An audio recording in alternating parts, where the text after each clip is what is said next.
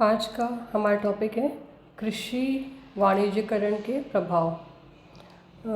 कृषि का तेज़ी से वाणिज्यकरण होने के परिणाम स्वरूप भारतीय किसानों एवं गांव की तस्वीर तेज़ी से बदलने लगी।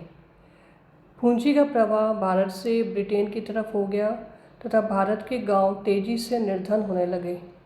किसान का पूरा परिवार दिन रात परिश्रम करने के उपरांत भी ऋण लेकर लगान चुकाता था, जिससे किसान बड़ी संख्या में सूदखोरों एवं साहूकारों के चंगुल में फंस गया तथा चारों ओर निर्धनता एवं भुखमरी का बोलबाला हो गया।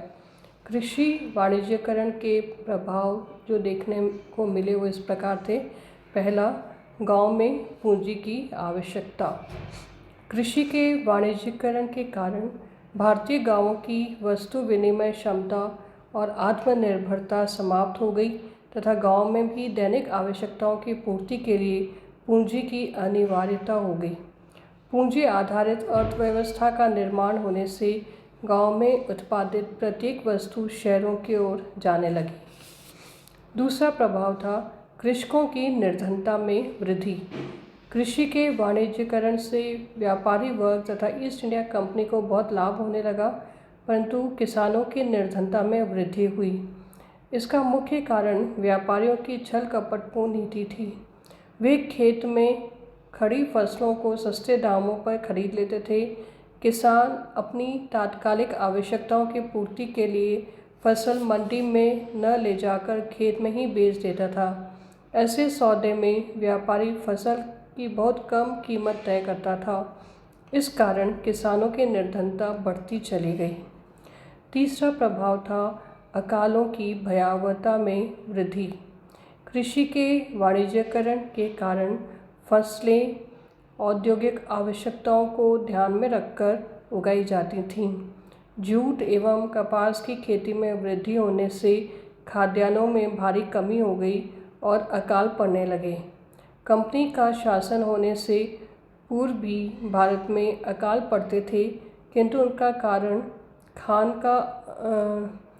का अभाव न होकर यातायात के साधनों का अभाव था। ब्रिटिश शासन में पड़ने वाले अकाल व सूखों का प्रत्यक्ष कारण कंपनी की दोषपूर्ण औद्योगिक एवं कृषि नीतियाँ थीं। इन नीतियों ने भारतीय किसानों को अत्यधिक निर्धन बना दिया। अकाल के समय खाद्यान्नों के दाम इतने अधिक बढ़ जाते थे कि लोगों के लिए अन्न खरीदना असंभव हो जाता था। इस कारण प्रत्येक अकाल के समय हजारों लोग भूख से तड़पकर मर जाते थे। प्राय शवों को उठाने का कोई प्रबंध नहीं होता था। इस कारण पूरा का पूरा क्षेत्र महामारी की चपेट में आ जाता था और हजारों लोग महामारी से ग्रस्त होकर मर जाते थे। कंपनी के शासन में 1770 ईस्वी के बंगाल के अकाल में बंगाल की 1/3 जनसंख्या मर गई। 1860 से 61 ईस्वी में पश्चिमी उत्तर प्रदेश में भीषण अकाल पड़ा, जिसमें 2 लाख लोग मरे। 1865-66 ईस्वी में उड़ीसा, बंगाल, बिहार एवं मद्रास में पड़े अकाल में 20 लाख लोग मरे। केवल उड़ीसा में ही 10 लाख लोग मारे गए।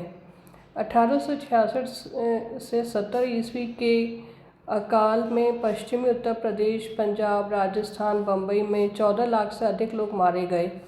इन क्षेत्रों की 1/4 जनसंख्या समाप्त हो गई। 1876-78 ईस्वी में मद्रास, मैसूर, हैदराबाद, महाराष्ट्र, पश्चिमी उत्तर प्रदेश और पंजाब में भीषण अकाल पड़ा। इस अकाल में पंजाब में 8 लाख और मद्रास में 35 लाख लोग मरे। मैसूर की 20% जनसंख्या मर गई। उत्तर प्रदेश में 12 लाख से अधिक लोग मरे।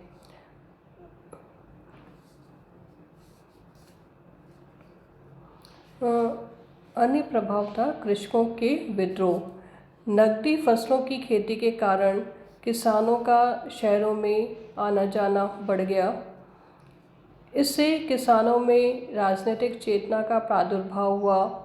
इस चेतना ने किसानों को शोषणकारियों के विरुद्ध विद्रोह करने के लिए उकसाया। जैसे जैसे पूंजीवादी व्यवस्था कठोर होती चली गई, कृषक विद्रोह भी बढ़ने लगे। 1857 ईस्वी में दक्कन में मराठा किसानों ने साहूकारों के विरुद्ध बगावत की। किसानों में असंतोष को कम करने के लिए दक्कन काश्तकारी सहायता अधिनियम पारित किया गया। 1870 में बंगाल के बटाईदारों का आर्थिक संकट बढ़ने पर उन्होंने लगान देने से मना कर दिया। इसी समय संथालों ने भी विद्रोह किया। इस कारण 1885 ईस्वी में बंगाल काश्तकारी अधिनियम पारित किया गया। पांचवा प्रभाव था नवीन आर्थिक सामाजिक वर्गों का उदय। ब्रिटिश सरकार ने भारतीय सामंती व्यवस्था को समाप्त करके जमींदार, छोटे काश्तकार, खेतिया मजदूर आदि नवीन आर्थिक सामाजिक वर्गों को जन्म दिया। नई लगान व्यवस्था ने भी भारतीय ग्रामीण सामाजिक संबंधों पर गहरा प्रभाव डाला। परंपरागत रूप से भारतीय ग्रामीण समुदाय के सदस्यों में परस्पर संबंधों का निर्धारण जातिगत संबंधों, धार्मिक आधार, परंपरा या रीति रिवाजों पर आधारित था। ब्रिटिश कानूनों तथा आर्थिक नीतियों में परंपरागत सामाजिक व जातीय संबंधों को शिथिल कर दिया। ब्रिटिश आर्थिक नीति के फलस्वरूप जो सामाजिक आर्थिक वर्ग अस्तित्व में आए, उनमें सबसे नीची सीढ़ी पर निम्न वर्ग था। छठा प्रभाव पड़ा भूमिहीन एवं श्रमिक वर्ग का उदय। ब्रिटिश कृषि नीति, आर्थिक नीति व लगान प्रणाली के परिणाम स्वरूप छोटे किसानों की जमीन उनके अधिकार से निकालकर साहूकारों के पास पहुंचने लगी, जिससे भारतीय किसान भूमिहीन होकर खेतिहर श्रमिक में परिणत होने लगे। खेतिहर श्रमिकों की संख्या दिनों दिन बढ़ने से समस्त खेतिहर जनसंख्या के लगभग आधे लोग इसी वर्ग में आ गए।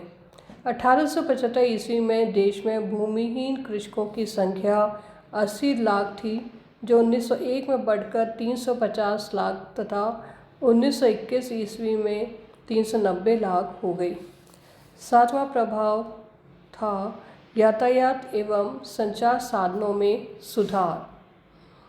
कृषि के वाणिज्यीकरण के कारण कृषि जिन्सों को एक स्थान से दूसरे स्थान तक तेज गति से पहुंचाने के लिए रेल, सड़क एवं जहाजरानी परिवहन साधनों का विकास हुआ।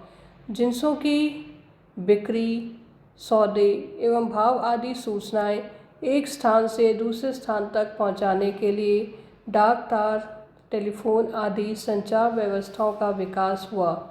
कंपनी ने भारत के प्रमुख व्यापारिक मार्गों पर अच्छी सड़कों का निर्माण किया ताकि बंदरगाहों तक कच्चा माल पहुंचाने में सुविधा हो सके। यूरोपियन लेखकों ने लिखा है कि यह सब भारतीयों के जीवन स्तर को ऊंचा उठाने व विकसित करने के लिए किया गया, जबकि वास्तविकता यह थी कि ये समस्त कार्य इसलिए किए गए ताकि वे भारतीय कच्चा माल लंकाशायर और मैनचेस्टर की मिलों तक सुगमता से पहुंचा सकें तथा वहां उत्पादित माल को भारत के दूरस्थ गांवों तक पहुंचा सकें। और अंतिम प्रभाव था विश्वव्यापी मंदी की मार। भारत का किसान कृषि के वाणिज्यीकरण से पहले विश्वव्यापी मंदियों के दौर से बेअसर रहता था, किंतु अब उसकी प्रतिस्पर्धा विश्व भर के किसानों से भी थी, इसलिए उसका भी मंदी की चपेट में आ जाना स्वाभाविक था। भारत में वर्ष 1928-29 की मंदी के दौर से पहले 10 अरब 34 करोड़ रुपए मूल्य की पैदावार होती थी। ये 1933 में घटकर केवल 4 अरब 73 करोड़ रुपए मूल्य की रह गई। धन्यवाद।